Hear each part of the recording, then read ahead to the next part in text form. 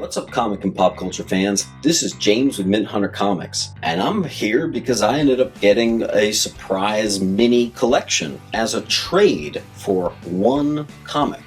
I've been trying to cut back on spending lately, but a lot of people are approaching me about selling their collection and cool stuff like that, and unfortunately I have to keep declining, and it occurred to me, you don't have to just pay in cash. You've got all these cool comics, you've got assets. Why don't I just trade? I really need to get into trading because I do have some pretty big keys. I don't have any amazing fantasy 15s or anything, but I got some big ones. And if you don't want to spend money, you could just trade some of them. So I ended up trading my high-grade copy of Strange Tales 169, the first appearance of Brother Voodoo, in probably like a 9.2 grade. Like I'd say a near mint minus grade, which is extremely respectable if you know that book and the crazy gains it's been having. Other than obviously Hulk 181, it's been one of the books that's gotten the biggest this past year. So you guys are going to tell me if I did okay.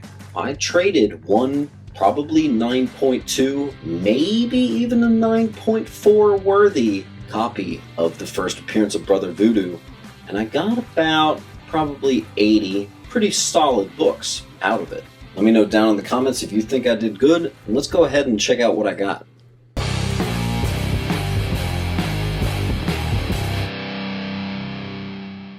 Alright, just a cool one to start off with. Punisher, the Batman, awesome, and it's nice that I got three. Right here, Ghost Rider 2, the second cameo of the Son of Satan and the first full appearance of Damian Hellstrom.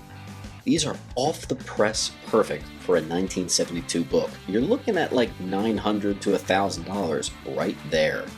Let's keep it going. A nice copy of She-Hulk. I actually have 3 copies of that now. Not bad.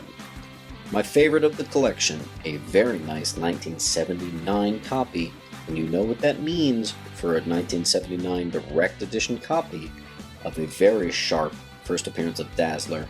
There is one spine tick, and there is one nick up at the top of the comic, so it's not a 9.8, but this is very clean.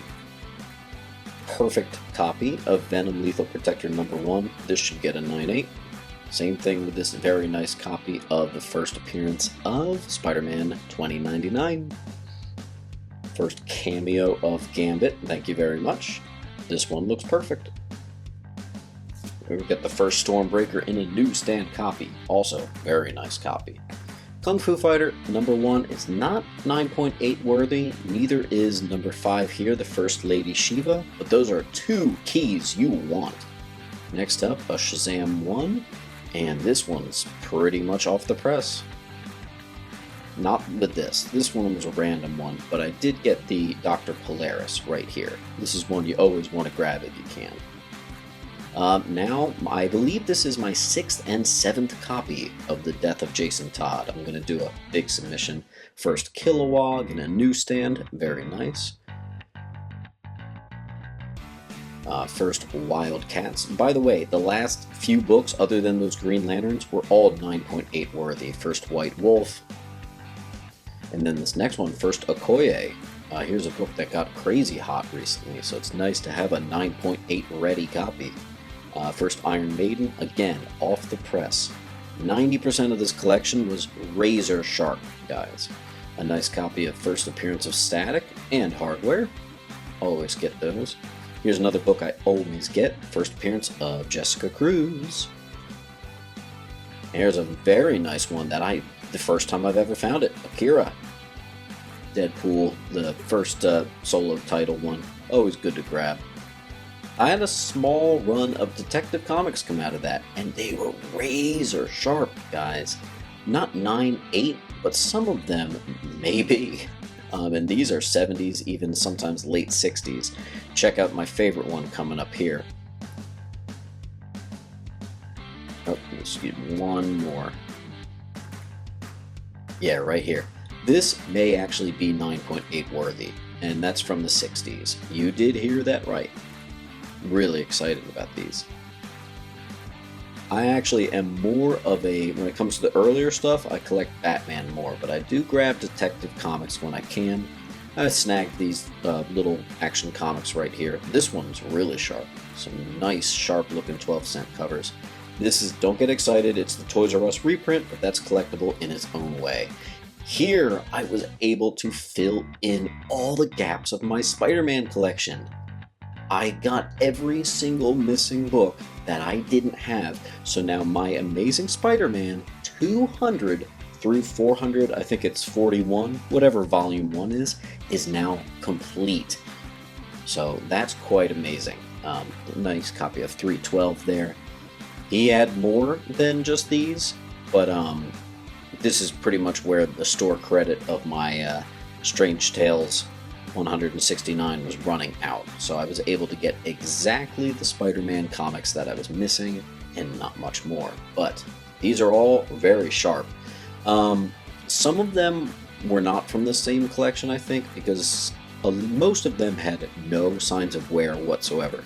But some of them had some noticeable wear, so I think those weren't from the same. But yeah, I mean, pretty much all these Spider-Mans I'm showing you, despite them being early 80s and even into the 70s, I mean, we're still looking at 9.6, possibly 9.8 candidate books here, guys. So to say I was extremely satisfied is a understatement.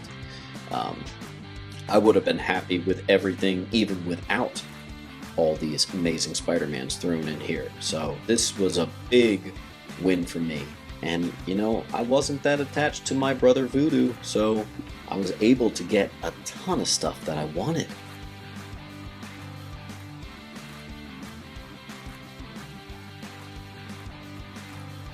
Very nice copy there. Nice mix of newsstands and direct editions, I found. Beautiful colors here. Very nice. I love these Namor covers. There's a nice one there too. Man, I lucked out, guys. I really did. This ASM 201, that's one of my favorite ASM covers. Terribly underrated. Man. Yeah, these 100 levels, you know, and lower, obviously, I just think they look so beautiful. They really do. The earliest one I got was this, oh, no, not yet. I got one that's even older than this. I did get this 107. So pretty happy with that. That one did show more wear than the other books, but whatever. Did get a few annuals as well. Annual 17, annual, what's it, 22? I kind of forget. Annual 26, 27, you know, some good stuff in here.